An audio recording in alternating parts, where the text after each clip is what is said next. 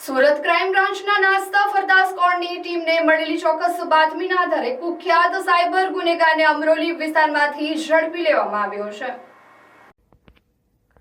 આરોપી કર્ણાટકના Kolar cyber police સ્ટેશનમાં નોંધાયેલા 1.34 કરોડ રૂપિયાની છેતરપિંડીના ગુનામાં વોન્ટેડ હતો। આરોપી જિગ્નેશ ઉર્ફે જીગો મિસ્ત્રી, જે હાલ સુરતના ન્યૂ કોસાડ રોડ પર રહેતો હતો, તે પોતાની ઓળખ અને રહેઠાણ બદલીને પોલીસથી બચવાના પ્રયાસ કરી રહ્યો હતો। આ સમગ્ર છેતરપિંડીનો મામલો ગત ડિસેમ્બર 2024નો છે, જેમાં 90 વર્ષના વૃદ્ધાને નિશાન બનાવવામાં આવ્યા હતા। આરોપીઓએ પોતાને ટ્રાય દિલ્હી પોલીસ સીબીઆઈના અધિકારીઓ તરીકે ઓળખ આપીને વૃદ્ધાના ફોન નંબર પરથી ગેરકાયદેસર પ્રવૃત્તિ થતી હોવાનું જણાવી ડરાવ્યા હતા। આરોપીઓએ વિડીયો કોલ દ્વારા નકલી પોલીસ સ્ટેશન જેવું વાતાવરણ ઊભું કરી ડિજિટલ અરેસ્ટની જાળ બિછાવી હતી।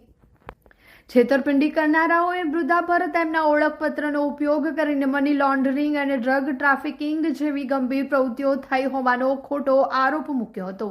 વૃદ્ધાને ઘરની બહાર ન નીકળવા દબાણ કરીને આરોપીઓએ નકલી સીબીઆઈ નોટિસ અને લેટર હેડ પણ મોકલ્યા હતા। આ પ્રકારના માનસિક દબાણ હેઠળ લાવીને આરોપીઓએ રિઝર્વ બેંક ઓફ ઇન્ડિયા દ્વારા તપાસના બહાને વૃદ્ધાના ખાતામાંથી 1.34 કરોડ રૂપિયા ટ્રાન્સફર કરાવી લીધા હતા।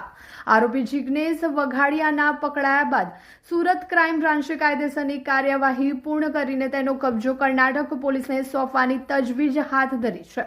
આ ગુનામાં આઈટી એક્ટ અને ભારતીય ન્યાય સંહિતાની વિવિધ કલમો હેઠળ ગુનો દાખલ કરવામાં આવ્યો છે। પોલીસની આ ત્વરિત કાર્યવાહીના કારણે આંતરરાજ્ય સાયબર ગુનેગારોમાં ફફડાટ વ્યાપી ગયો છે।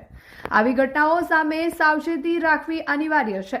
યાદ રાખવું કે કોઈ પણ સરકારી એજન્સી સીબીઆઈ કે ઈડી ક્યારે વોટ્સએપ કે વિડીયો કોલ દ્વારા ડિજિટલ અરેસ્ટ કરતી નથી કે નાણાંની માંગણી કરતી નથી। જો તમને આવો કોઈ અજાણ્યો કોલ આવે તો ગભરાયા વગર તરત જ નજીકના સાયબર પોલીસ સ્ટેશન અથવા 1930 પર સંપર્ક કરો। તમારી અંગત માહિતી કે નાણાકીય વિગતો કોઈ પણ અજાણી વ્યક્તિ સાથે શેર કરશો નહીં।